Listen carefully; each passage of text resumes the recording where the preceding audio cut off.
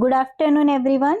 मैं रुमा सिंह आज आप सभी के समक्ष हिंदी व्याकरण का महत्वपूर्ण टॉपिक संज्ञा लेके आई हूँ। संज्ञा अर्थात नाउन, जो कि सभी एक दिवसीय परीक्षाओं के लिए उपयोगी है। साथ ही साथ कक्षा 5वीं से लेके 10वीं तक के पाठ्यक्रम में दिया गया है। तो आज हम विस्तार से जानेंगे संज्ञा, संज्ञा के टाइप्स और उदाहरण के साथ। आशा करती हूँ कि आपको पसंद आएगा वीडियो। ठीक है, तो संज्ञा यानी कि नाउन, जिस शब्द के द्वारा किसी व्यक्ति, वस्तु, स्थान अथवा भाव के नाम का बोध हो उसे संज्ञा कहते हैं। बोध यानी जानकारी हो। जिस व्यक्ति के नाम से, वस्तु के नाम से, स्थान के नाम से, हमें भाव के नाम से बोध हो उसे हम संज्ञा कहते हैं। संज्ञा के भेद यानी टाइप्स। संज्ञा के 3 भेद होते हैं। पहला है व्यक्तिवाचक संज्ञा, दूसरा है जातिवाचक संज्ञा और तीसरा है भाववाचक संज्ञा। वैसे तो संज्ञा के 5 प्रकार होते हैं जो कि आगे हम पढ़ेंगे, लेकिन मुख्य जो 3 प्रकार है उसे हम विस्तार से जानेंगे। पहला है व्यक्तिवाचक संज्ञा। व्यक्तिवाचक संज्ञा की परिभाषा देखते हैं। किसी विशेष प्राणी, वस्तु, स्थान आदि के नाम का बोध कराने वाले संज्ञा शब्दों को व्यक्तिवाचक संज्ञा कहते हैं। उदाहरण के लिए जयपुर एक शहर का नाम है, दिल्ली भारत देश का नाम है, रामायण एक पुस्तक का नाम है, अमेरिका एक कंट्री, एक देश का नाम है, राम श्याम किसी लड़के का नाम है, अफ्रीका इत्यादि। कहते हैं व्यक्ति का नाम, वस्तु का नाम, स्थान का नाम, दिशाओं के नाम, नदियों के नाम आदि व्यक्तिवाचक संज्ञा के अंतर्गत आते हैं। व्यक्ति के नाम जैसे संध्या, धर्मेश, सुरेश, सचिन आदि। वस्तु का नाम गीता, रामायण, कार, घर आदि। स्थान का नाम किसी भी स्थान का नाम, देश में कोई भी स्थान जैसे गुजरात, मुंबई, दिल्ली आदि। दिशाओं के नाम 4 दिशाएं हैं, उत्तर, दक्षिण, पूर्व, पश्चिम। नदियों के नाम जो प्रमुख नदियां हैं, ये सब व्यक्तिवाचक संज्ञा के अंतर्गत आती हैं। आगे देखेंगे जैसे अमेरिका सबसे ताकतवर देश है, तो यहाँ पे अमेरिका जो है किसी देश का नाम है, तो देश का नाम है तो यहाँ पे क्या हो गया, व्यक्तिवाचक संज्ञा, प्रॉपर नाउन। व्यक्तिवाचक संज्ञा यानी प्रॉपर नाउन। रमेश और सुरेश प्रिय मित्र हैं। रमेश और सुरेश प्रिय मित्र हैं, तो यहाँ पे रमेश और सुरेश किसी व्यक्ति का नाम है, तो यहाँ पे ये व्यक्तिवाचक संज्ञा के अंतर्गत आ जाएगा। आगे हम देखेंगे गंगा भारत की सबसे पवित्र नदी है। तो भारत में तो बहुत सी नदियां हैं, लेकिन जब नदी लेंगे तो यहाँ पे जातिवाचक संज्ञा हो जाएगा। लेकिन यहाँ पे नाम दिया है गंगा, तो गंगा से हमें ज्ञात होता है किसी पर्टिकुलर, किसी एक नदी के बारे में बताया गया है, तो यहाँ पे व्यक्तिवाचक संज्ञा हो जाएगा। आगे हम देखेंगे जातिवाचक संज्ञा। जो शब्द किसी प्राणी, वस्तु, स्थान आदि की संपूर्ण जाति का बोध कराते हैं वह जातिवाचक संज्ञा कहलाते हैं। जैसे बच्चा, जानवर, नदी, अध्यापक, बाजार, पहाड़ी, खिड़की आदि। बच्चे भगवान का रूप होते हैं, तो यहाँ पे बच्चे का नाम नहीं दिया है, यहाँ पे बच्चा, बच्चे में कोई भी बच्चा आ सकता है, लड़का भी हो सकता है, लड़की भी हो सकती है, कोई भी बच्चा हो सकता है। तो यहाँ पे बच्चा जो है किसी जाति के बारे में बता रहा है। मानव सबसे अधिक बुद्धिमान प्राणी है, तो मानव दिया गया है, यहाँ पे किसी व्यक्ति का नाम नहीं दिया है, किसी स्थान का नाम नहीं दिया गया है, तो मानव जो है जातिवाचक संज्ञा के अंतर्गत आएगा। गाय का दूध मीठा होता है। गाय एक जानवर है, गाय जो है एक जानवर है। गाय के जो अलग अलग नाम होते हैं, साहिवाल गाय, जर्सी गाय, तो जो अलग अलग गाय के नाम होते हैं वह व्यक्तिवाचक संज्ञा हो जाएगा। गाय या फिर कुत्ता, बिल्ली, तो यहाँ पे ये सब किसके अंतर्गत आ जाते हैं, जानवर, जातिवाचक संज्ञा के अंतर्गत आते हैं।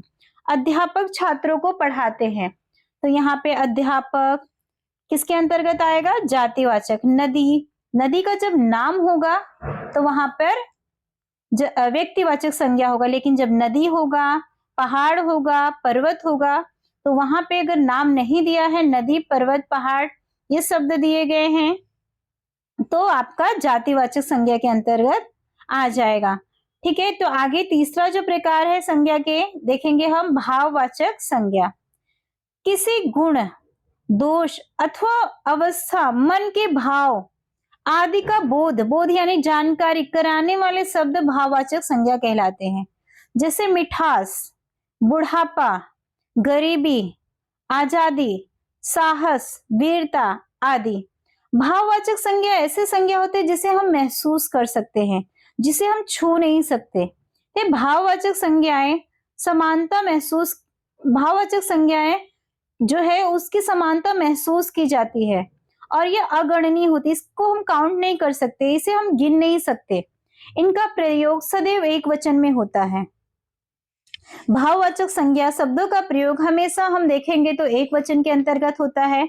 जैसे मोटापा सेहत के लिए अच्छा नहीं होता है, तो यहाँ पे मोटापा जो है ये क्या है, फीलिंग है, भाव है, भाव के बारे में बताया जा रहा है, तो मोटापा यहाँ पे भाववाचक संज्ञा के अंतर्गत आ जाएगा। बुराई पर हमेशा अच्छाई की जीत होती है। बुराई, अच्छाई ये हमारे मन के भाव, इसे हम महसूस कर सकते हैं, इसे हम छू नहीं सकते। क्रोध मनुष्य का सबसे बड़ा शत्रु है, तो यहाँ पे क्रोध, साहस, वीरता ये सब भाववाचक संज्ञा के अंतर्गत आ जाएंगे। बोलने में मिठास होना चाहिए, मिठास ये भाव है, फीलिंग है, तो जहां पे भाव रहेगा, फीलिंग रहेगा, वहां पे क्या हो जाएगा हमारा भाववाचक संज्ञा। तो भाववाचक संज्ञा यानी कि जिसे हम महसूस कर सकते हैं। ठीक है, आगे देखेंगे।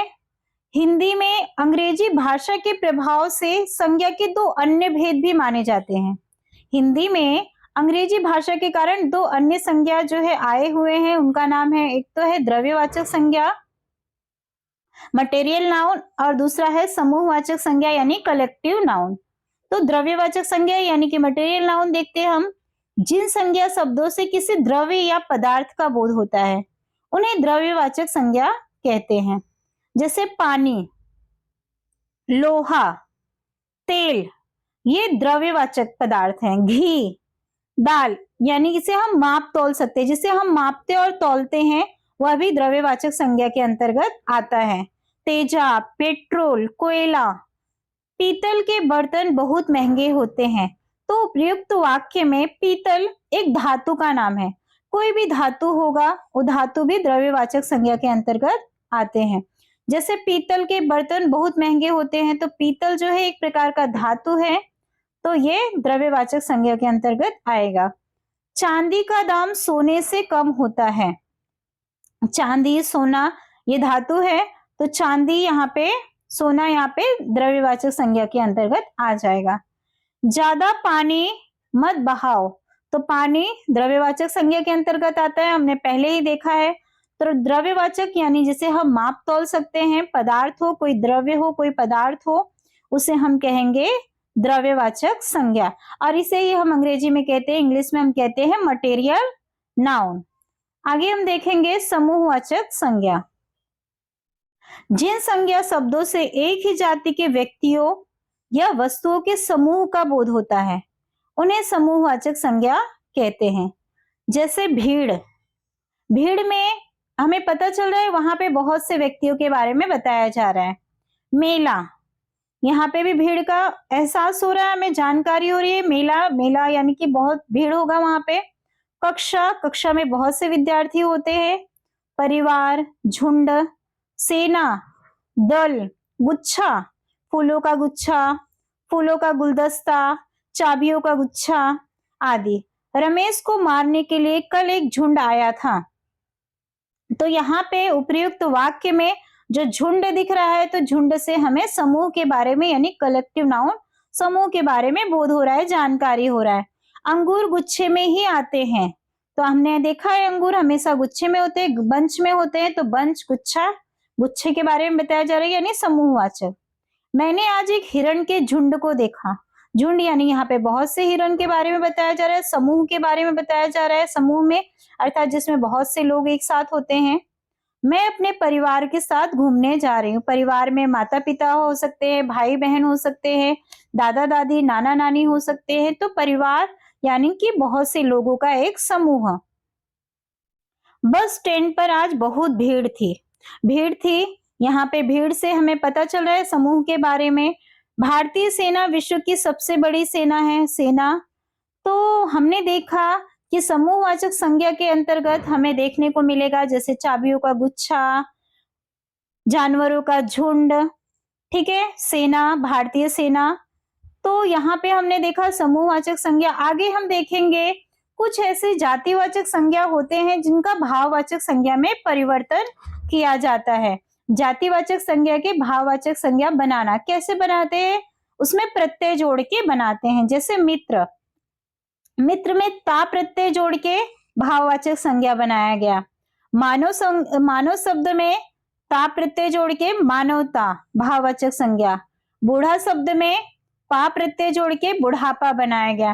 ठीक इसी प्रकार से बहुत सी संज्ञा शब्द जैसे सज्जन, सज्जन में ता जोड़ के सज्जनता बनाया गया।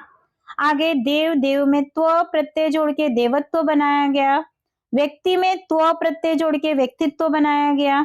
ये सब जातिवाचक संज्ञा से भाववाचक में परिवर्तन होता है।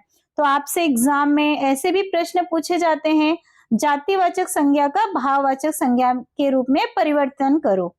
ठीक है, तो आशा है कि आपको ये संज्ञा जो टॉपिक, ये विषय जो है आपको समझ में आया होगा। तो आगे हम मिलेंगे अगले वीडियो के साथ। धन्यवाद।